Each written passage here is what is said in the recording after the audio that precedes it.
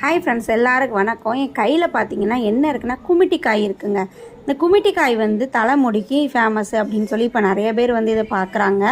So பொடுகு, அதாவது சொட்ட தலையில் கூட வந்து முடி வளரும்னு சொல்கிறாங்க. இந்த குமிட்டி காய் எப்படி இருக்குன்னா, இந்த பழத்தை கட் பண்ணிங்கன்னா இது வந்து ஒரு மாதிரி விதையாக இருக்குது. ஸோ இதுதான் குமிட்டி காய். இது பழுத்தது, இது காய்.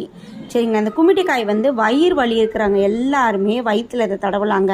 தடவிட்டு நீங்கள் இதை வந்து கசப்பு தன்மை இருந்தது தடவிட்டு வந்தீங்கன்னா அந்த அல்சர் பிரச்சனை, புண்ணு இருக்குது, சூடு நாள் வயிறு வலிக்கிற எல்லாருக்குமே வயிற்றில் அதை தடவலாம். அவ்வளோ சூப்பராக கேட்குங்க அந்த குமிட்டி காய். ப்ளஸ் வந்து வீட்டில் கண்ணேறு திஷ்டிக்கு இந்த குமிட்டி காயில் கொஞ்சம் மஞ்சள் குங்குமம் வச்சு சுற்றி நீங்கள் வீதியில் போடலாங்க. அவ்வளோ கண் திஷ்டிக்கும் நம்மளுக்கு இந்த குமிட்டி காய் வந்து ஹெல்ப்ஃபுல் பண்ணுது.